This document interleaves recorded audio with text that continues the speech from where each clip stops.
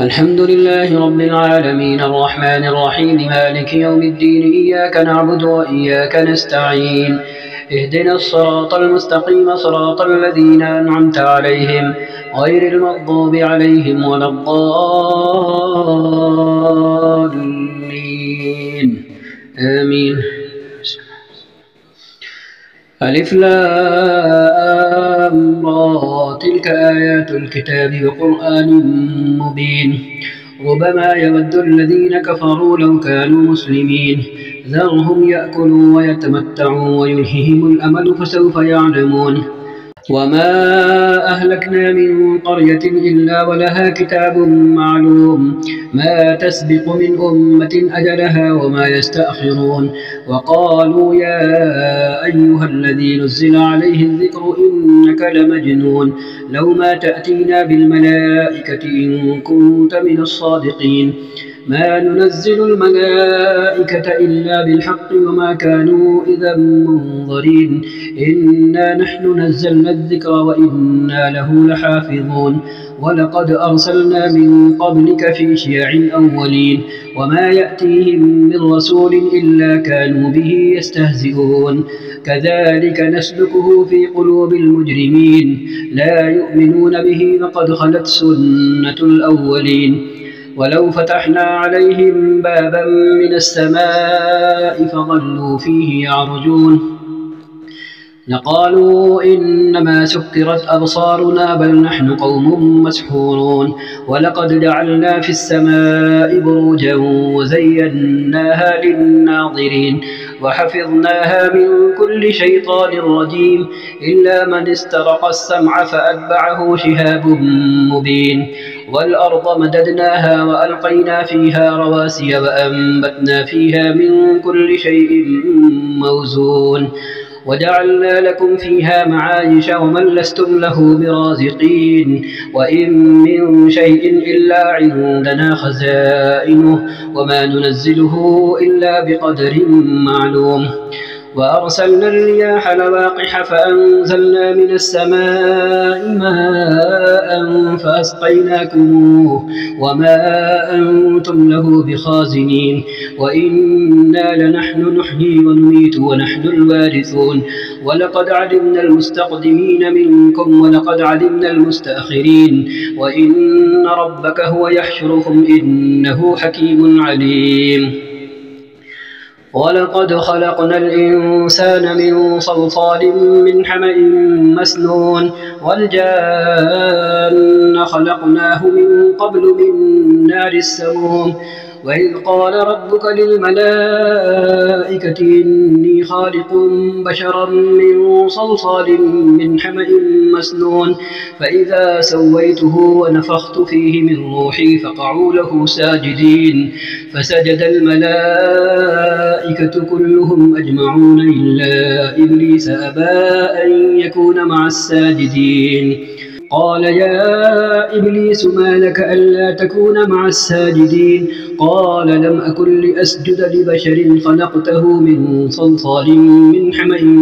مسنون قال فاخرج منها فإنك رجيم وإن عليك اللعنة إلى يوم الدين قال رب فأنظرني إلى يوم يبعثون قال فإنك من المنظرين إلى يوم الوقت المعلوم قال رب بما أغويتني لأزينن لهم في الأرض ولأغوينهم أجمعين إلا عبادك منهم المخلصين قال هذا صراط علي مستقيم إن عبادي ليس لك عليهم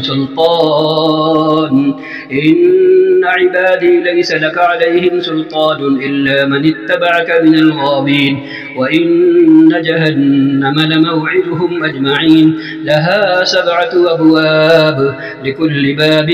منهم جزء مقسوم.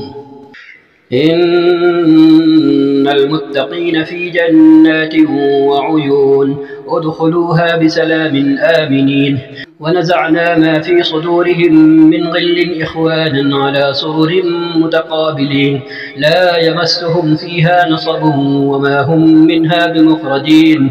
نبئ عبادي أني أنا الغفور الرحيم وأن عذابي هو العذاب الأليم ونبئهم عن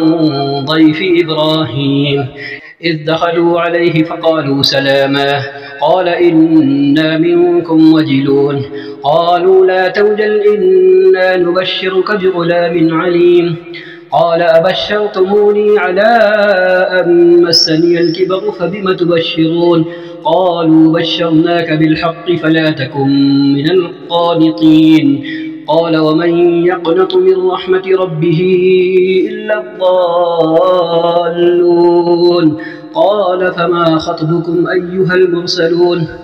قالوا إنا أرسلنا إلى قوم مجرمين إلا آل لوط إنا لمنجوهم أجمعين إلا امرأته قدرنا إنها لمن الغابرين فلما جاء آل لوط المرسلون قال إنكم قوم منكرون قالوا بل جئناك بما كانوا فيه يمترون وأتيناك بالحق وإنا لصادقون فأسر بأهلك بقطع من الليل واتبع أدبارهم ولا يلتفت منكم أحد وامضوا حيث تؤمرون وقضينا إليه ذلك الأمر أن دابر هؤلاء مقطوع مصبحين وجاء أهل المدينة يستبشرون قال إن هؤلاء ضيفي فلا تفضحون واتقوا الله ولا تخزون قالوا أولم ننهك عن العالمين قال هؤلاء بناتي إن كنتم فاعلين لعمرك إنهم لفي سكرتهم يعمهون فأخذتهم الصيحة مشرقين فجعلنا عاليها سافلها وأمطرنا عليهم حجارة من سجيل إن في ذلك لآيات للمتوسمين وإنها لبسبيل مقيم إن في ذلك لآية للمؤمنين وإن كان أصحاب الأيكة لظالمين فانتقمنا منهم وإنهما لبإمام مبين ولقد كذب أصحاب الحجر المرسلين وآتيناهم آياتنا فكانوا عنها معرضين وكانوا ينحتون من الجبال بيوتا آمنين فأخذتهم الصيحة مصبحين فما أغنى عنهم ما كانوا يكسبون وما خلقنا السماوات والأرض وما بينهما إلا بالحق وإن الساعة لآتية فاصفح الصفح الجميل إن ربك هو الخلاق العليم ولقد آتيناك 7 من المثاني والقرآن العظيم لا تمدن عينيك إلى ما متعنا به أزواجا منهم ولا تحزن عليهم واخفض جناحك للمؤمنين وقل إني أنا النذير المبين كما أنزلنا على المقتسمين الذين جعلوا القرآن عضين فوربك لنسألنهم أجمعين عما كانوا يعملون فاصدع بما تؤمر وأعرض عن المشركين إنا كفيناك المستهزئين الذين يجعلون مع الله إلها آخر فسوف يعلمون ولقد نعلم أنك يضيق صدرك بما يقولون فسبح بحمد ربك وكن من الساجدين واعبد ربك حتى يأتيك اليقين أتى أمر الله فلا تستعجلوه سبحانه وتعالى عما يشركون ينزل الملائكة بالروح من أمره على من يشاء من عباده أن أنذروا أنه لا إله إلا أنا فاتقون خلق السماوات والأرض بالحق تعالى عما يشركون خلق الإنسان من نطفة فإذا هو خصيم مبين والأنعام خلقها لكم فيها دفء ومنافع ومنها تأكلون ولكم فيها جمال حين تريحون وحين تسرحون وتحملوا أثقالكم إلى بلد لم تكونوا بالغيه إلا بشق الأنفس إن ربكم لرؤوف رحيم والخيل والبغال والحمير لتركبوها وزينة ويخلق ما لا تعلمون وعلى الله قصد السبيل ومنها جائر ولو شاء لهداكم أجمعين هو الذي أنزل من السماء ماء لكم منه شراب ومنه شجر فيه تسيمون ينبت لكم به الزرع والزيتون والنخيل والأعناب ومن كل الثمرات إن في ذلك لآية لقوم يتفكرون وسخر لكم الليل والنهار والشمس والقمر والنجوم مسخرات بأمره إن في ذلك لآيات لقوم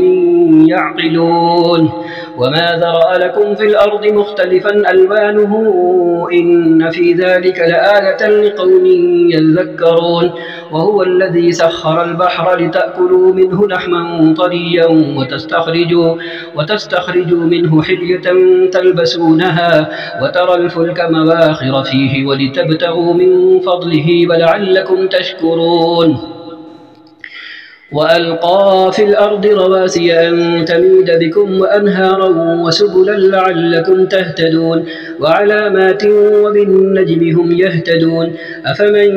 يخلق كمن لا يخلق أفلا تذكرون وإن تعدوا نعمة الله لا تحصوها إن الله لغفور رحيم والله يعلم ما تسرون وما تعلنون والذين يدعون من دون الله لا يخلقون شيئا وهم يخلقون أموات غير أحياء وما يشعرون أيان يبعثون إلهكم إله واحد فالذين لا يؤمنون بالآخرة قلوبهم منكرة وهم مستكبرون لا جرم أن الله يعلم ما يسرون وما يعلنون إنه لا يحب المستكبرين وإذا قيل لهم ماذا أنزل ربكم قالوا أساطير الأولين ليحملوا أوزارهم كاملة يوم القيامة ومن أوزار الذين يضلونهم بغير علم ألا ساء ما يزرون قد مكر الذين من قبلهم فأتى الله بنيانهم من القواعد فخر عليهم السقف من فوقهم وأتاهم العذاب من حيث لا يشعرون ثم يوم القيامة يخزيهم ويقول أين شركائي الذين كنتم تشاقون فيهم قال الذين أوتوا العلم إن الخزي اليوم والسوء على الكافرين الذين تتوفاهم الملائكة ظالمي أنفسهم فألقوا السلم ما كنا نعمل من سوء بلى إن الله عليم بما كنتم تعملون فادخلوا أبواب جهنم خالدين فيها فلبئس مثوى المتكبرين وقيل للذين اتقوا ماذا أنزل ربكم قالوا خيرا للذين أحسنوا في هذه الدنيا حسنة ولدار الآخرة خير ولنعم دار المتقين جنات عدن يدخلونها تجري من تحتها الأنهار لهم فيها ما يشاءون كذلك يجزي الله المتقين الذين تتوفاهم الملائكة طيبين يقولون سلام عليكم ادخلوا الجنة بما كنتم تعملون هل ينظرون إلا أن تأتيهم الملائكة أو يأتي أمر ربك كذلك فعل الذين من قبلهم وما ظلمهم الله ولكن كانوا أنفسهم يظلمون فأصابهم سيئات ما عملوا وحاق بهم ما كانوا به يستهزئون وقال الذين أشركوا لو شاء الله ما عبدنا من دونه من شيء نحن ولا آباؤنا ولا حرمنا من دونه من شيء كذلك فعل الذين من قبلهم فهل على الرسل إلا البلاغ المبين ولقد بعثنا في كل أمة رسولا أن اعبدوا الله واجتنبوا الطاغوت فمنهم من هدى الله ومنهم من حقت عليه الضلالة فسيروا في الأرض فانظروا كيف كان عاقبة المكذبين إن تحرص على هداهم فإن الله لا يهدي من يضل وما لهم من ناصرين وأقسموا بالله جهد أيمانهم لا يبعث الله من يموت بلى وعدا عليه حقا ولكن أكثر الناس لا يعلمون ليبين لهم الذي يختلفون فيه وليعلم الذين كفروا أنهم كانوا كاذبين إنما قولنا لشيء إذا أردناه أن نقول له كن فيكون والذين هاجروا في الله من بعد ما ظلموا لنبوئنهم في الدنيا حسنة ولأجر الآخرة أكبر لو كانوا يعلمون الذين صبروا وعلى ربهم يتوكلون وما أرسلنا من قبلك إلا رجالا نوحي إليهم فاسألوا أهل الذكر إن كنتم لا تعلمون بالبينات والزبر وأنزلنا إليك الذكر لتبين للناس ما نزل إليهم ولعلهم يتفكرون أفأمن الذين مكروا السيئات أن يخسف الله بهم الأرض أو يأتيهم العذاب من حيث لا يشعرون أو يأخذهم في تقلبهم فما هم بمعجزين أو يأخذهم على تخوف فإن ربكم لرؤوف رحيم أولم يروا إلى ما خلق الله من شيء يتفيأ ظلاله عن اليمين والشمائل سجدا لله وهم داخرون ولله يسجد ما في السماوات وما في الأرض من دابة والملائكة وهم لا يستكبرون يخافون ربهم من فوقهم ويفعلون ما يؤمرون وقال الله لا تتخذوا إلهين اثنين إنما هو إله واحد فإياي فارهبون وله ما في السماوات والأرض وله الدين واصبا أفغير الله تتقون وما بكم من نعمة فمن الله ثم إذا مسكم الضر فإليه تجأرون ثم إذا كشف الضر عنكم إذا فريق منكم بربهم يشركون ليكفروا بما آتيناهم فتمتعوا فسوف تعلمون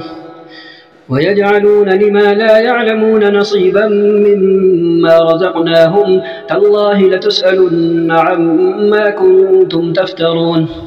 ويجعلون لله البنات سبحانه ولهم ما يشتهون وإذا بشر أحدهم بالأنثى ظل وجهه مسودا وهو كظيم يتوارى من القوم من سوء ما بشر به أيمسكه على هون أم يدسه في التراب ألا ساء ما يحكمون للذين لا يؤمنون بالآخرة مثل السوء ولله المثل الأعلى وهو العزيز الحكيم ولو يؤاخذ الله الناس بظلمهم ما ترك عليها من دابة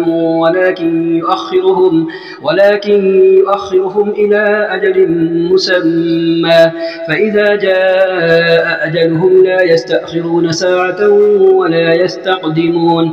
ويجعلون لله ما يكرهون وتصف ألسنتهم الكذب أن لهم الحسنى لا جرم أن لهم النار وأنهم مفرطون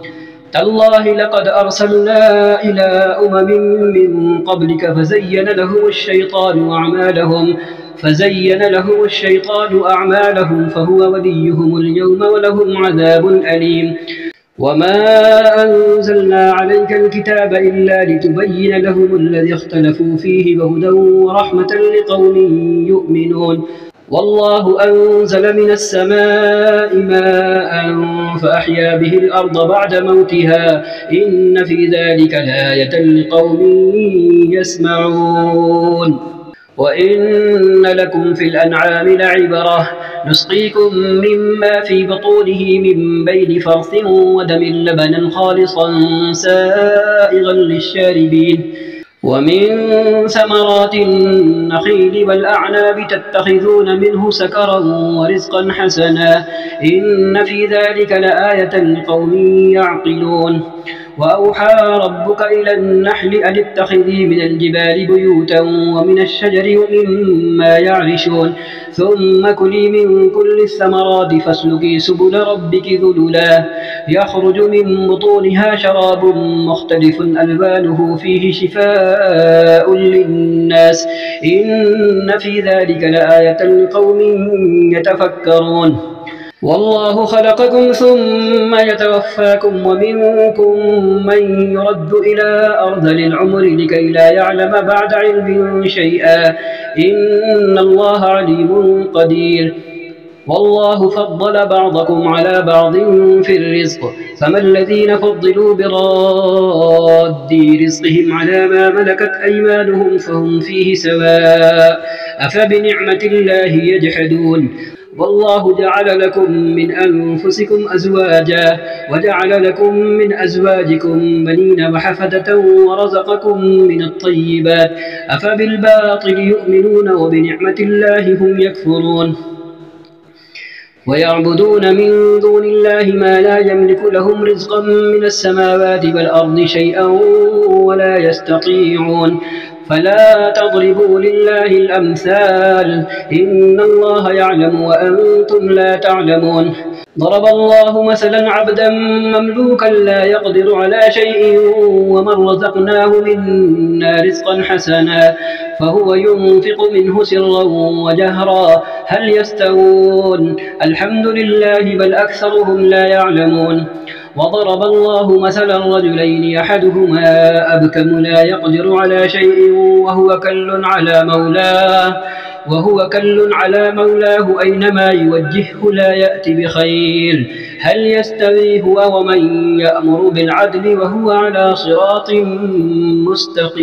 مستقيم ولله غيب السماوات والأرض وما أمر الساعة إلا كلمح البصر أو هو أقرب إن الله على كل شيء قدير والله أخرجكم من بطون أمهاتكم لا تعلمون شيئا وجعل لكم السمع والأبصار والأفئدة لعلكم تشكرون ألم يروا إلى الطير مسخرات في جو السماء ما يمسكهن إلا الله إن في ذلك لآيات لقوم يؤمنون والله جعل لكم من بيوتكم سكنا وجعل لكم من جلود الأنعام بيوتا تستخفونها يوم ظعنكم ويوم إقامتكم ومن أصوافها وأوبارها وأشعارها أثاثا ومتاعا إلى حين والله جعل لكم مما خلق ظلالا وجعل لكم من الجبال يكنانا وجعل لكم سرابيل تقيكم الحر وسرابيل تقيكم بأسكم كذلك يتم نعمته عليكم لعلكم تسلمون فإن تولوا فإنما عليك البلاغ المبين يعرفون نعمة الله ثم ينكرونها وأكثرهم الكافرون ويوم نبعث من كل أمة شهيدا ثم لا يؤذن للذين كفروا ولا هم يستعتبون وإذا رأى الذين ظلموا العذاب فلا يخفف عنهم ولا هم ينظرون وإذا رأى الذين أشركوا شركاءهم قالوا ربنا هؤلاء شركاؤنا الذين كنا ندعو من دونك فألقوا إليهم القول إنكم لكاذبون وألقوا إلى الله يومئذ السلم وضل عنهم ما كانوا يفترون الذين كفروا وصدوا عن سبيل الله زدناهم عذابا فوق العذاب بما كانوا يفسدون ويوم نبعث في كل أمة شهيدا عليهم من أنفسهم وجئنا بك شهيدا على هؤلاء ونزلنا عليك الكتاب تبيانا لكل شيء وهدى ورحمة وبشرى للمسلمين إن الله يأمر بالعدل والإحسان وإيتاء ذي القربى وينهى عن الفحشاء والمنكر والبغي يعظكم لعلكم تذكرون وأوفوا بعهد الله إذا عاهدتم ولا تنقضوا الأيمان بعد توكيدها وقد جعلتم الله عليكم كفيلا إن الله يعلم ما تفعلون ولا تكونوا كالتي نقضت غزلها من بعد قوة أنكاثا تتخذون أيمانكم دخلا بينكم أن تكون أمة هي أربى من أمة إنما يبلوكم الله به وليبينن لكم يوم القيامة ما كنتم فيه تختلفون ولو شاء الله لجعلكم أمة واحدة ولكن يضل من يشاء ويهدي من يشاء ولتسألن عما كنتم تعملون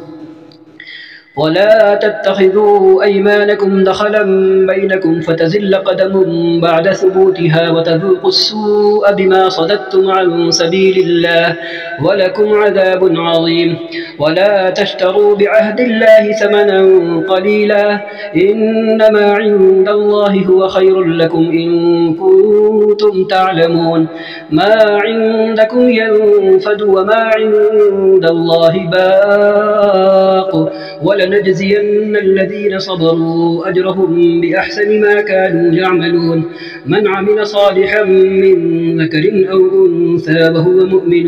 فلنحيينه حياة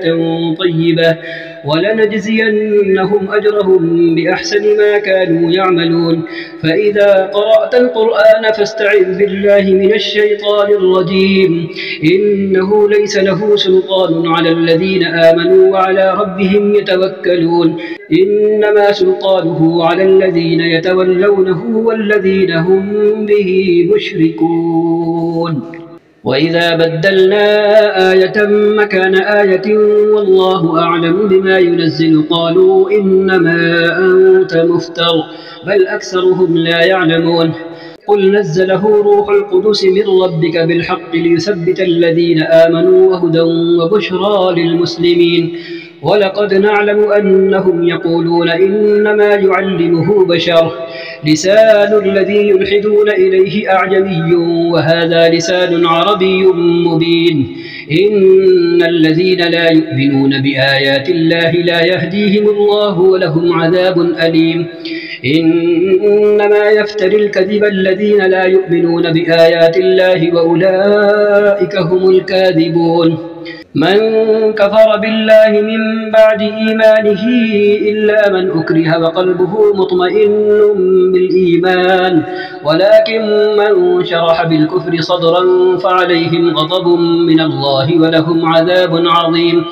ذلك بأنهم استحبوا الحياة الدنيا على الآخرة وأن الله لا يهدي القوم الكافرين أولئك الذين طبع الله على قلوبهم وسمعهم وأبصارهم وأولئك هم الغافلون لا جرم أنهم في الآخرة هم الخاسرون ثم إن ربك للذين هاجروا من بعد ما فتنوا ثم جاهدوا وصبروا إن ربك من بعدها لغفور رحيم